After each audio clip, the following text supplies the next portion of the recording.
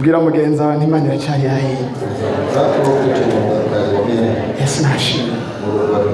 Imana iracyari ikasisi Imana iracyari ya indi wabona iracyari iriya nyene. Yesu nashimwe. Ntabwo iragira gute? Ntabwo irahinduka. Yesu nashimwe. Yesu nashimwe. Ntabwo abihindagurika. Yesu nashimwe. Imana iracyari yayindi nyene. Yesu nabahezagire. Reka tujye kuganira amajambo y'Imana. Tujye kuzingurura icete Pawulo yandikisha ngo iri Tesalonike. Icete cya mbere Pawulo yandikisha ngo iri Tesalonike. Tujye kuraba biriya bice bitanu turasoma y'umurongo muto mugufi. Ivesi inkono ifupi. Mugufi cyane. Ifupi manini.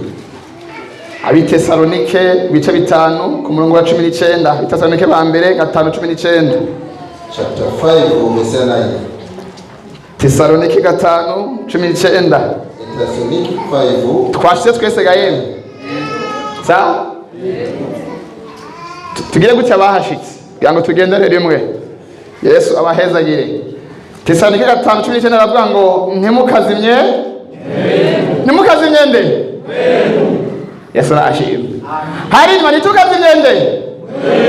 Mwayo muye zimoera. Yesu nabahezagire. Nitukazimye. Mwayo muye. Tusome ibyakozwe n'intumwa rimwe ku murongo wa 4 ushitse ku 8. Ibyakozwe n'intumwa rimwe Atoma chapter 1. Dere kuri 4 dushitse kuri 8. Chapter 1 up to 8. Ibyakozwe n'intumwa igitabo cy'ibyakozwe n'intumwa ibice 4 dushitse ku murongo wa 8. Chapter 1. Amajambo y'Imana avuga ngo twahabonye gayeme. Twahabonye. Maze akoranye nabo arabihanikiriza ngo niravehe. Hari nyuma niravehe. Yerusalemu. Atariko murore isezerano rya data iryo mwanyumvanye.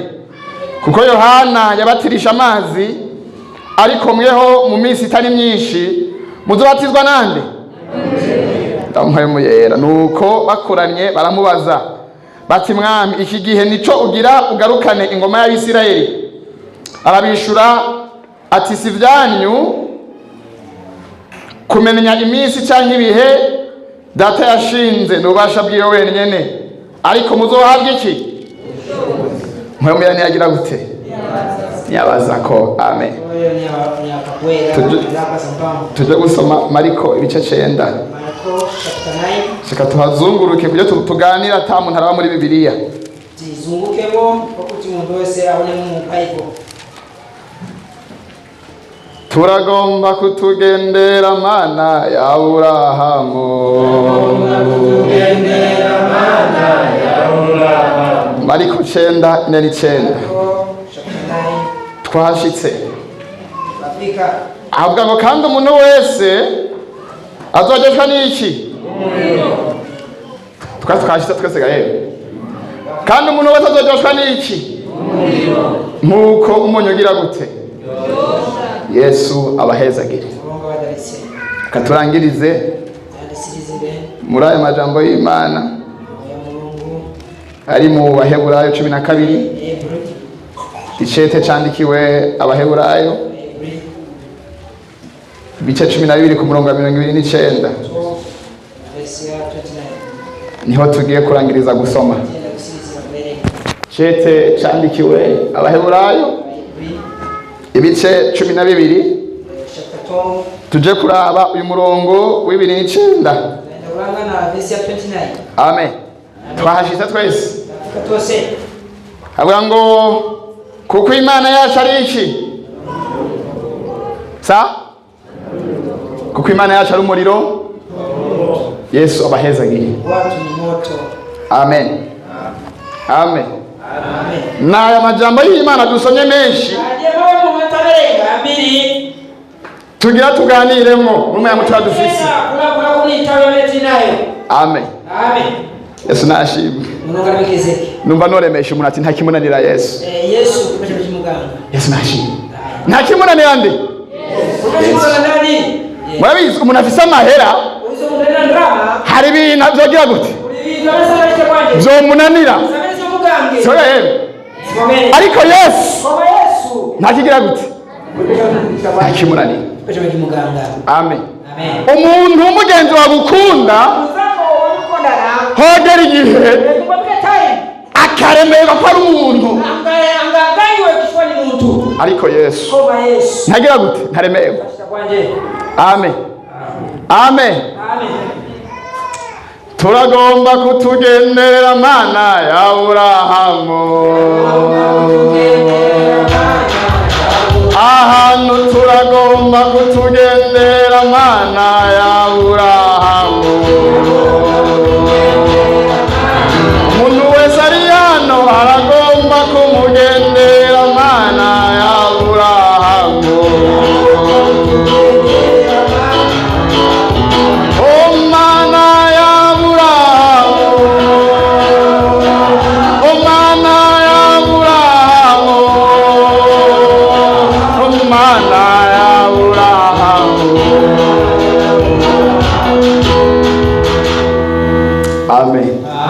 Gira Imana mu mutima ati Imana uyu munsi ungendere. Yesu nashimwe. Tugiye kuganira n'umuntu ndamubaza ikibazo ndamufashe kwiyumvira hamace dusengana. Amen. Ikibazo ndakubaza kivuga ngo ni igiki cyakuzimije? Ni igiki cyakuzimije? Amen. Chaje kirahuha turazima ni igiki cyakuzimije? Amen. Ni igiki cyagize gute cyawishura? Amen. Hazima ikintu cyari kigira gute? Sa hazima ikintu cyari kiriko turabyemera twese gahembe. Hazima ikintu cyari kiriko kiraka kumazima ikintu cyamene kinze kuyaka. Yesu abahezegere. None ni igiki ugerageje kwiraba? Ni igiki cyakuzimije? Amen. Nico kibazo mbaza. Navuze ngo ndagufasha kwiyumvira hanyuma no watora inyishu cyangwa gufasha no gusenga. Amen. Ariko gume wiyumvira kandi iki kitu cyaranzimije nganda gufasha kwiyumvira gatoya. Amen. Ariko nawe ufashe kwiyumvira. Yesu nabaheza kugira ngo tutore icyakuzimije hanyuma umaze kugitora ucuza ino ndagufasha gusenga cyangwa abakozi b'Imana hano bagufasha gusenga usubire wace. Amen. Usubire gire gute? Imana igire gute? Imana ikwaza mu izina rya Yesu. Haleluya. Ibyazimye muri wewe byongera bigire gute? Byongera zaki yake futi. Harimo nako je ndikumbuye kera. Yesu naheza je. Harimo abantu ati Imana je ndikumbuye ke. Yesu naheza. Iyo ntuntu mani misi. Ikikongo cha mimi nacho. Uko kuntu gize imisi ubwiye Imana ati ndikumbuye kera. Imana yarabyumvise. Murungo nazinde. Ishaka gusa kukwaza. Usubire mere nka Yesu nashimwe. Ni igiki cyakuzimije? Twasomye amajambo y'Imana atandukanye. Ugiye kuraba ukuntu agera kurikirana hagiye haraboneka nk'ijambo kenshi ry'umuriro. Amen. Ry'umuriro. Yesu nabahezagire.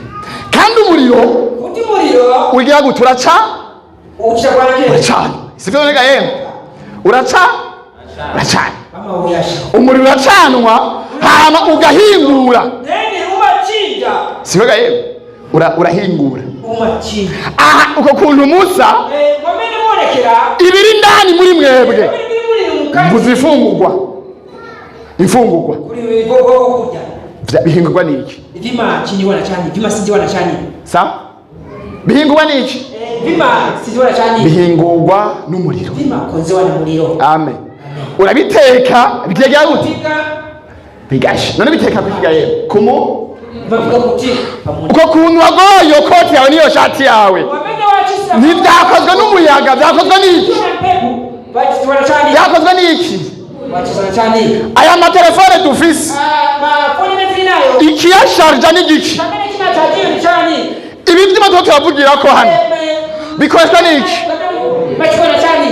bikoreshwa n'umuriro amen ubundi rero umuriro ufise akazi kenshi kandi k'ingenzi cyangwa ikimaze amen tujane misiko rero uyu muriro hari amajambo twazanye mu baheburayo yatubwiye ngo imana yacu ni umuriro ugiye gute utongo yesu nashimwe imana yacu ubwayo iyi mana twaje gusenga hano iyi tugize iminsi twingira ko twatsa ubwayo yoyo ni umuriro ugiye gute umuriro utongo yesu nashimwe ni umuriro utongo imana tuko turarondera iyi mana dusenga ubwayo ni umuriro ugira gute utongo yesu nabahezeke hari n'ijambo twasomye muri Luka byavuze ngo umuntu wese rivuze ngo umuntu wese ni umuntu wese yagize gute yaremwe nta kindi kizomuryosha atari iki atari umuriro ubundi amafaranga haho yumvira akaryosha umuntu iyo ukennye iyo ushomereye ariko ubonye umuntu yiyahuye yafise afise na menshi cyane nishobora tukumenya y'amafaranga ntabwo aryoshe amen amen izi njya hari igihe umuntu asonza akaba ati je nyina rohinya nzotsi ndyoherwe amen umuntu rero imana yashumugiye ikamuhindurira ibihe ikamukurira debari ikamuduza ikamushira ahantu heza akabaho arya zanga yipfuza kare zimutera iki ingwa bashana yumuza ati izi nyano zuye kuzi amen hari n'igihe umuntu agenda muri magaze akagura impuzu ati ninagurira kositime kweli izondyosha mbegwe mu bantu mboneke ninagura ijya bazerish nzoyigura mbegwe se neza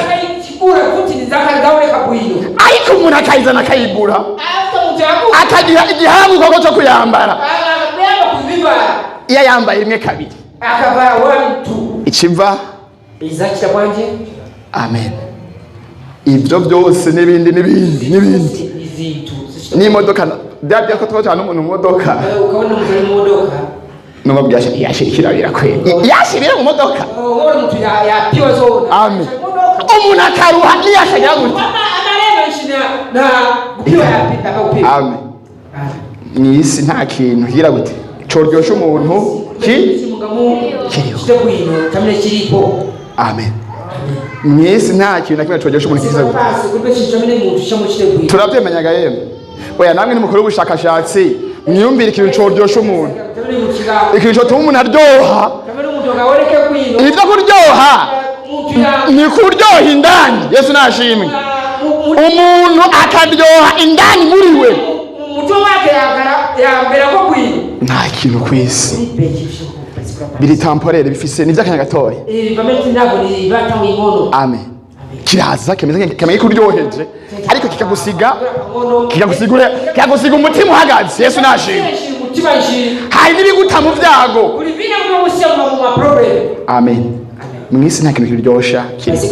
Ariko ijambo ry'Imana ryatubwiye muri Mariko ngo umuntu yaremwe wowe nanje turi hano n'abandi batari hano, umuntu wese azoryoshwa n'iki?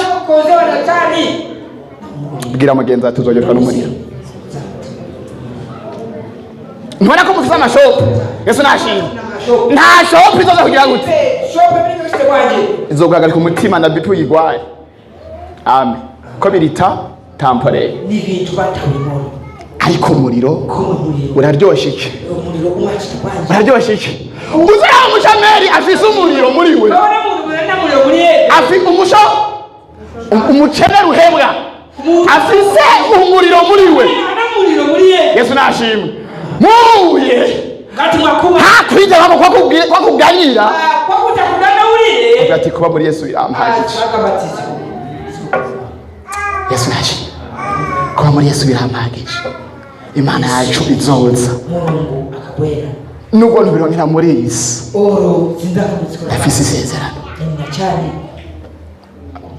Umutunzi akibaza none uyu mukene ikimuryohe gitumye aryoha gutyo akavuga amajambo aryoshe gutyo n'igiki, kumve muri we hari ikintu yagize gutyo afise cumi.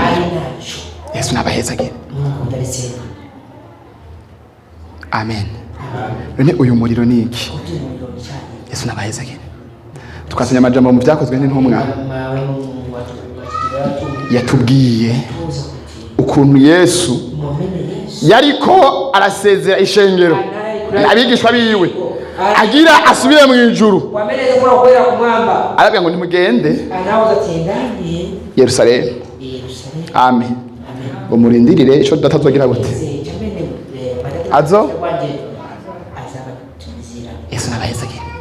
Ngo ico kiri mwakironka ngo muzoca mugira ubushobozi. Yesu nabahezagire.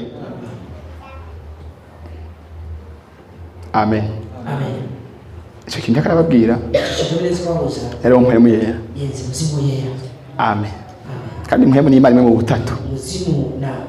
Kandi twumvise ngo Imana n'umuriro. N'uyu mpemu nawe hari henshi avuga nk'amazi, hari akavuga nk'umuriro, umuhanuzi usanga bamuvuga kwinshi muri Bibiliya. Yesu nashimwe. Ariko jewe uyu munsi naje kumuvuga nk'umuriro uryosha umuntu atagira ivyizigiro akaryoha muri we.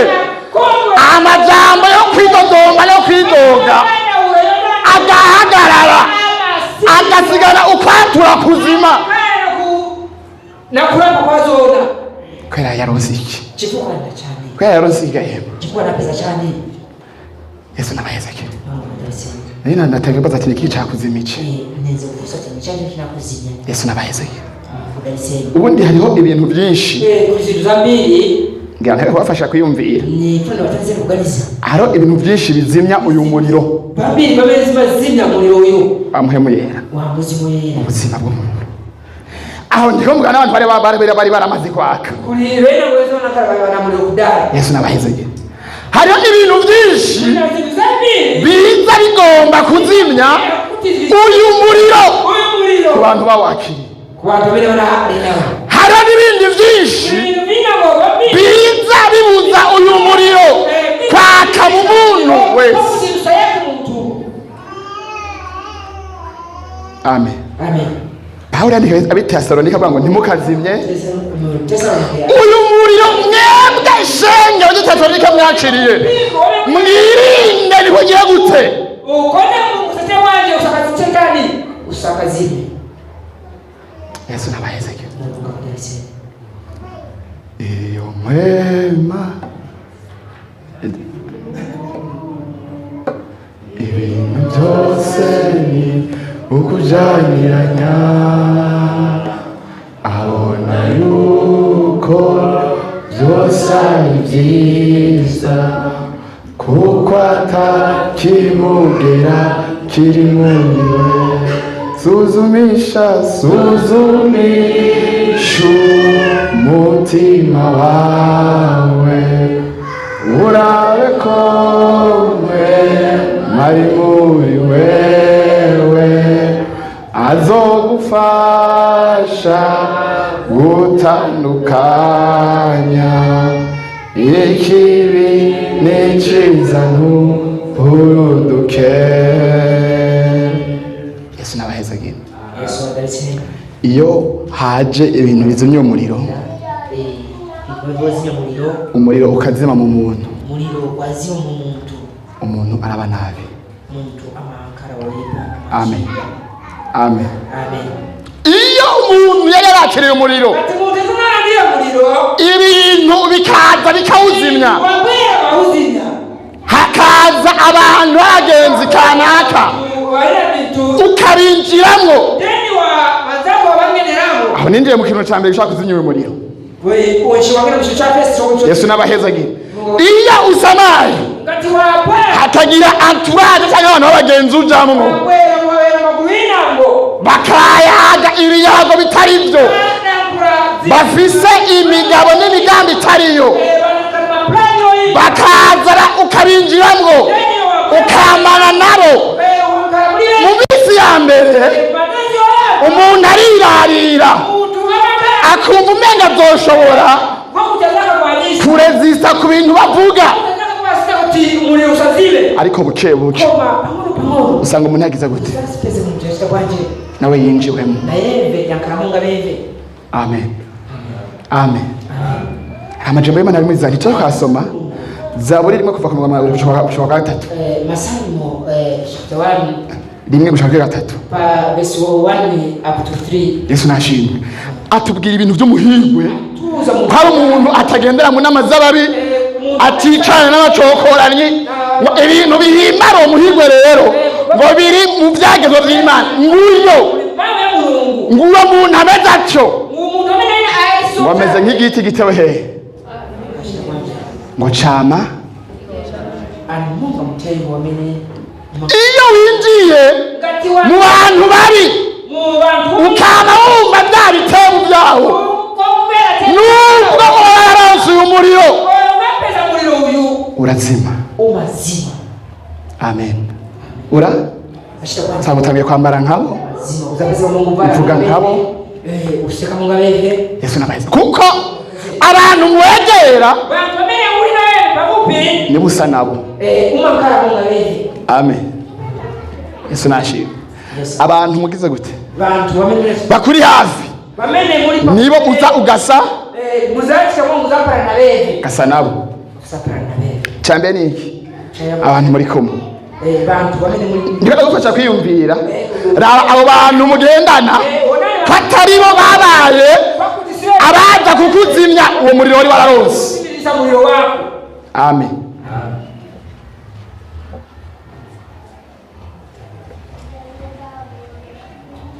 Kindi naco cha kabiri hariho umuntu agerera mu bintu yahora dufate nk'uko twe tuzi no tikambe Mungu aiseme tunabura kuno asanga pia wala waka wali Burundi wafise ibyo wawe byo kwaka una zitu zako muriro wako wenze kuyaka, ariko umaze kuza ino after wabura kuno nabuze mu muriro agira gute uraca uracana kakuntu cyane wa muriro ugaca ubyibagira wa muriro ugacuza ugatanga kugira gute wowe ucanisha iki amasengesho wenze kuyashaka cyane amapempero. Amen. Amen. Gacupunguza unabwira wachinja sino gupunguza ukibagira warekeratu iyo bigenze gutyo ngatibashika so cyane umuriro ugira gute umuriro mashita kwanje ugira gute umuriro mashita kwanje ndikana gufasha kwiyumvira umuriro uratsi tanza kuganiza umuriro umazi iyo umuntu atacihana neza atimundo garisama lapabwino iyo umuntu akigenda n'ibintu ngatimundo amayana zintu yahora yita icyaha kera akagera ikirabona yasicaha ndetse no yamiga yaje kwihana akayipunguza nibyo birazimya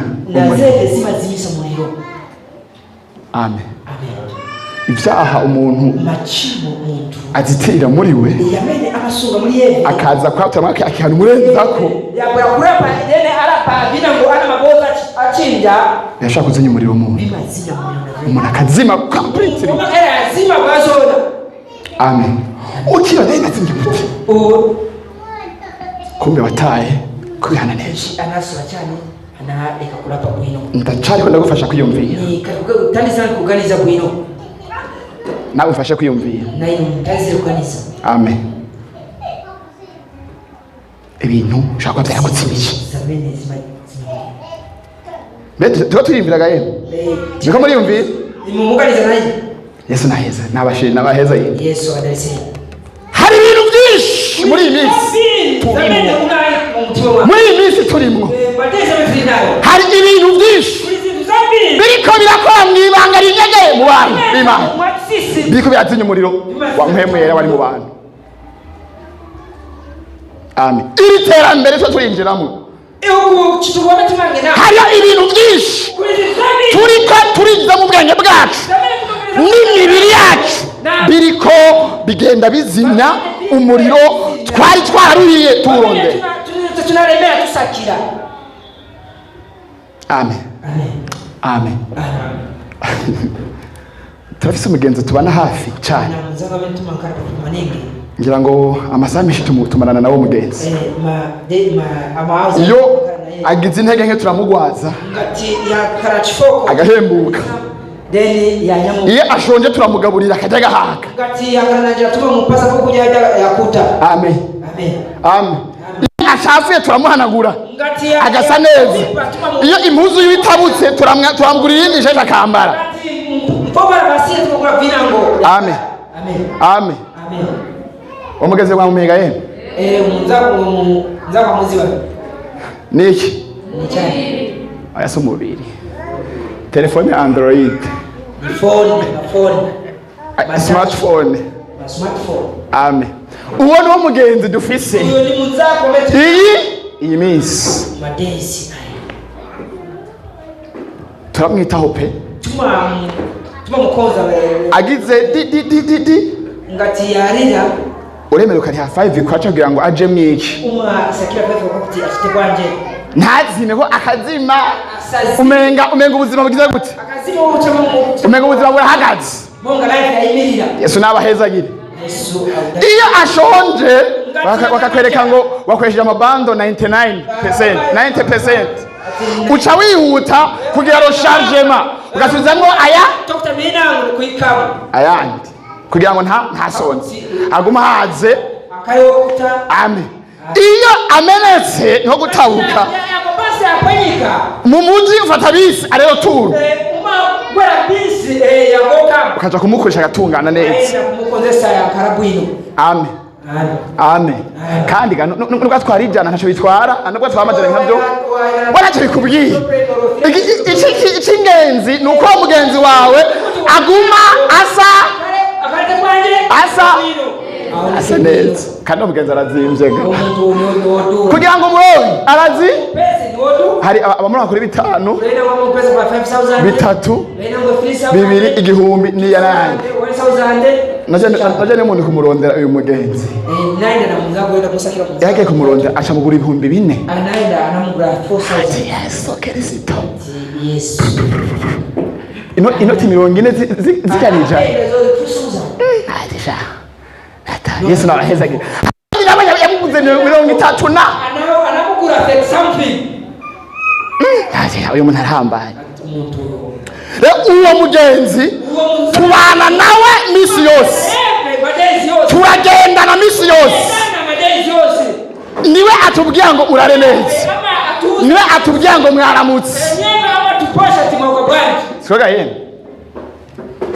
ntibavyemeye hari n'abasinzira ijisho ririhe kuri uwo muge bariko barihweza amakuru abafitiye umuntu agasinzira kandi bwaca akazinduka aja kumwabira yamushize ati nagukumbuye muna ingo amen amen ngesi sikoga yeme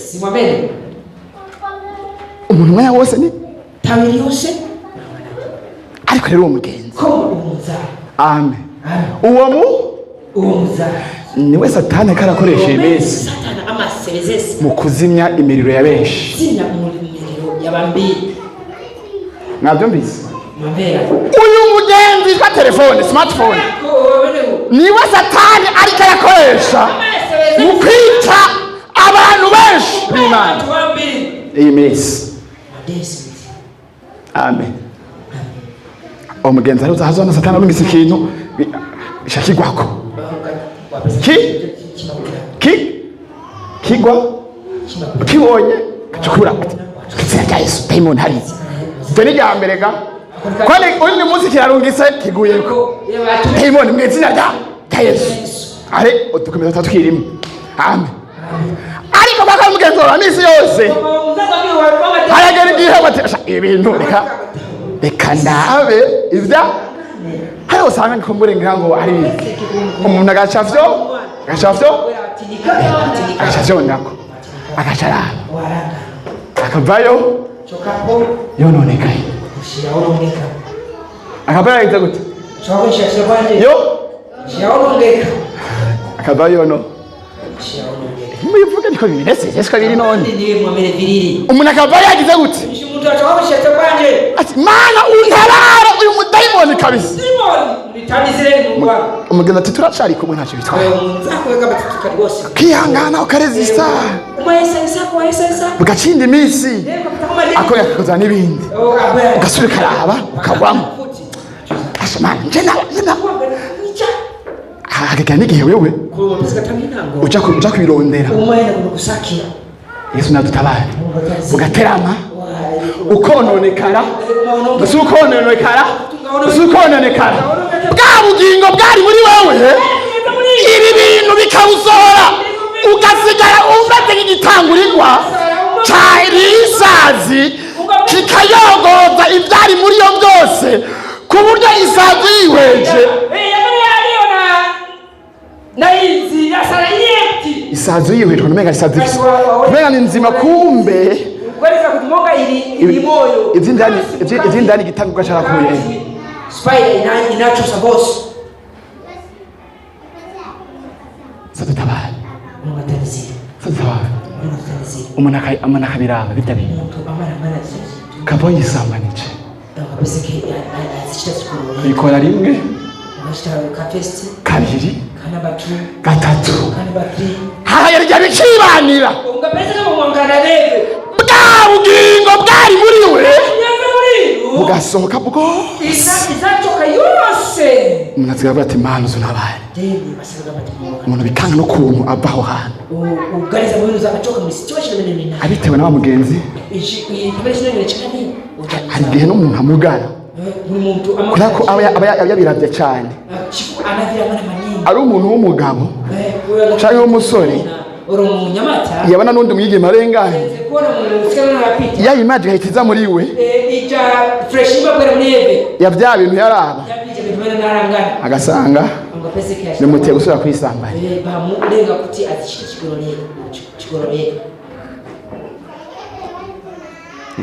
gasesa abagabo gusa n'abakenyezi nuko nyene abigeme nuko nyene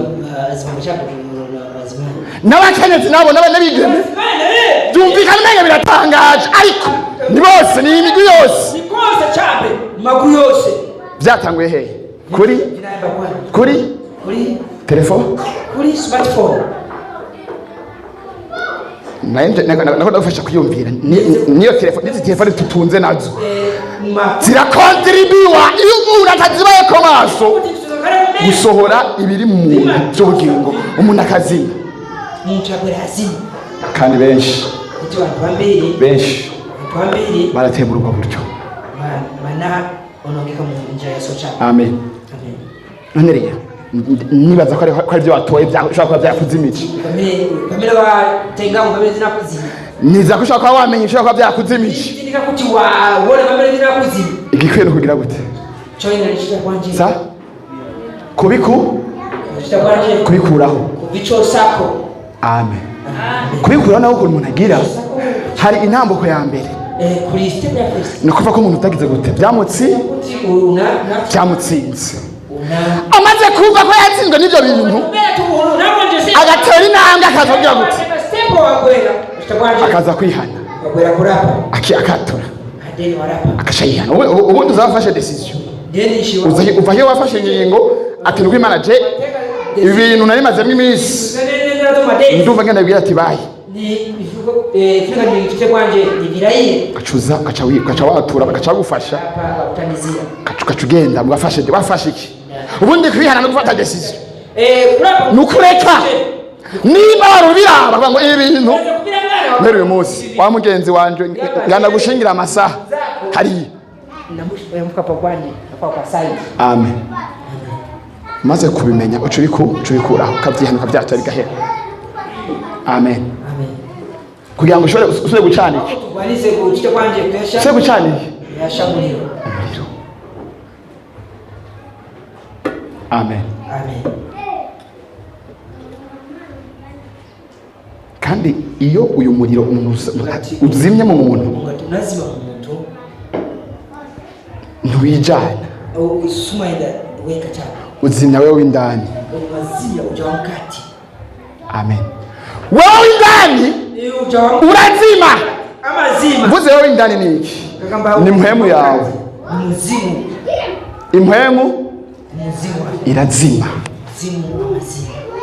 gusiga rota ibintu ukabyuka widoga umahuka udandaura ukagira gute ugakurikira kwanje widoga wowe indani wa muntu w'indani muri wewe ariyo mpemu yawe ikazima zanga iyo zari muri wewe zikazima kwa kuntu werekwa bigahagarara kwa kuntu uvugishwa bigahagarara kwa kuntu uvuze amajambo y'ubwenge ubwira abantu bagafashwa bigahagarara bose birazima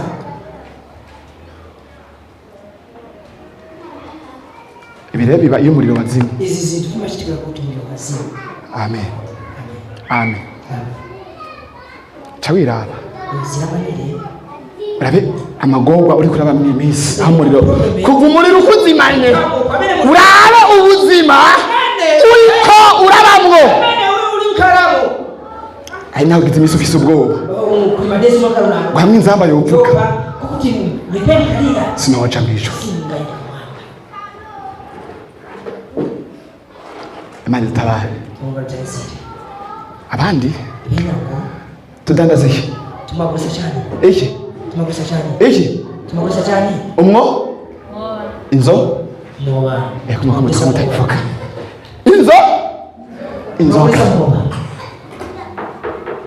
Bega nazo ziyazinye umuriro gaye ziyazinye umuriro kuti na ziyawuzimya neza kandi zirihuta cyane kuwuzimya kizima kitamwa fast kuzinya muriro abantu tutandaza amaprida bena kumagusa cyane amaprida magusa cyane amapridas ubukingirizo bega birawuzimya gaye kuti kimazime kimazime muriro sa eko mutabyeme birawuzimya imamuzimya muriro abandi dufise ibindi bintu bena tunda umuntu akaba yarose umuriro n'ukuntu ngoye kuronka hakagera ikintu cy'amafaranga ya 10 kikamuza kugumana kumentena uwo muriro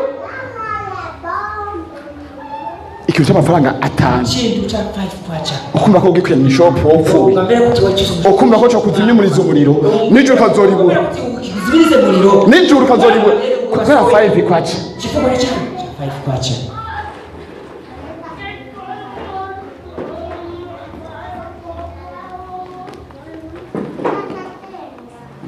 adutabare mani dutaba hari n'ukuntu twambara bizimye iki umuriro bigatuma utakiryoshe abantu barabaza kuri wowe bakaryoha kubera ko wari ufise umuriro muri wewe bakaguhunga kuko impwemu y'Imana avuye muri wewe. Chifukwa muzimu woyera anachoka muri. Sawuli impwemu y'Imana imuvuyemo. Saul muzimu woyera after muchoka. Imana kinuka impwemu y'igikange. Barashyize bonje. Abantu hararyohera. Tubene no kongeresa.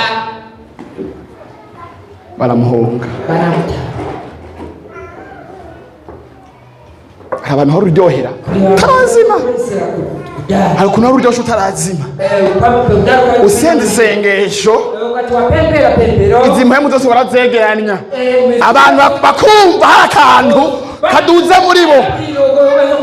Uteye korasi hari ukuntu byaba abantu bose bakakirana umuriro. Ariko uyu munsi urakabakaba. Byagenze gute kugira ngo winjize ibyo bintu muri wewe? Byagenze gute kugira ngo uhe ikibanza ibyo bintu byose ukazima? Nishimani kubazaga byagenze gute kugira ngo uzime?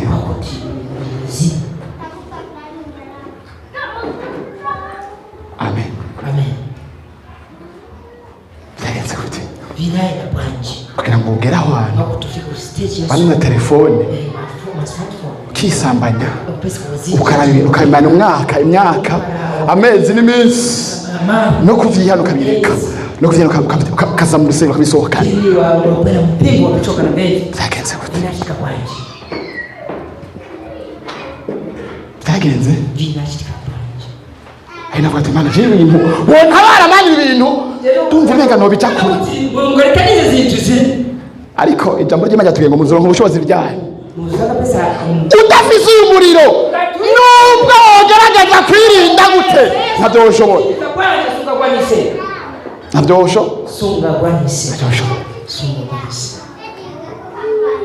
Amen. Udafise umuriro ntaje nje kubaza ni igiki cyakuzimije nagufashije kwiyumvira ariko kandi nawe wiyumviriye naguhaye ibintu kanaka bishobora kugufasha gukangura ibyiyumviro byawe ukabona ibintu bishobora kuba byakuzimije kandi twumvikanye ko igikwiye ariko umuntu agira gute abiku nanga asubire yake. Amen. Amen.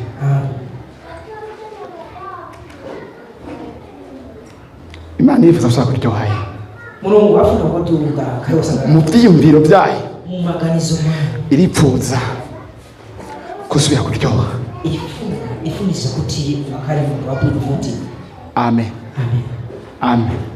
Mu byiyumviro by'Imana iripfuza asabwira gute ifunisiza kutubwira rwanje timega yene mu byiyumviro by'Imana yaje uyu munsi ikubaza iki kibazo ifise intumbero iyo kukubyura usubire wace wongere uryohe.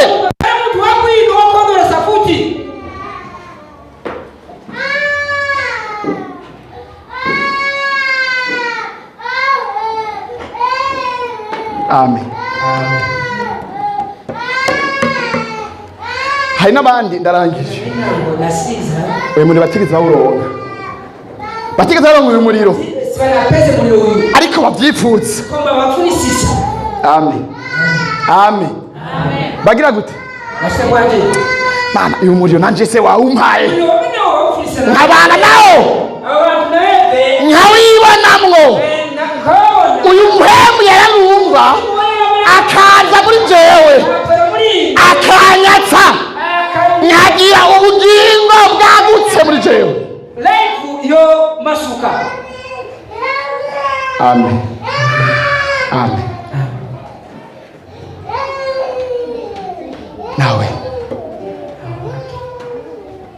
na wewe umeze gutyo umuntu nayo wiso chabe ubaye maso ubaye maso ngati wankarachete ubaye maso ngati wankarachete ubaye maso ngati wankarachete biragucako ngakupite amen ubaye ngati wankaramenso tugarusenga Imana tenda kupembera nagufashije kwiyumvira na tataniza na kuganiza inyuma ya kya kibazo cyakuzimije after fresh yamene inakuzima ufashije kwiyumvira ishoka byarakuzimije waganiza kuntu amene inakuzima cyangwa ibishaka byakubujije kwaka chamene wifuza kwaka ngakabiri byakubujije kwaka kuna kuyaka koma iganga nagufashije kwiyumvira na tataniza kuganiza amen nizera ko bamaze kumenya ibishaka byakuzimije kuti waziba chamene kinakuzima kumvikanye ko namenye byakuzimije kuti waziba chamene kinakuzima ucubikuraho ukihana cyosa warapa soga yene kugira ngo usubira gute bakuti bwere kutya kwanje utari bwake ureko kugira gute wamenyeza bareko kuyaka kwanje rega Imana hano yewe Mungu ali pale Imana kuti Mungu ali pano Imana ali pano Mani hano usenge ntikurengana ngo usubire inyuma umeze uko nyene ubwere so chabe usubire inyuma umeze usabwere ushike kwa so chabe ntundengane mukiza awe umve umvukonganya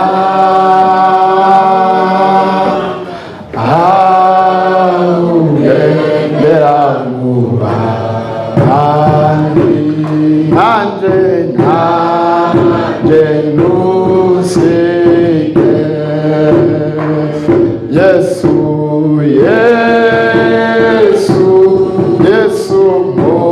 mukiza wanje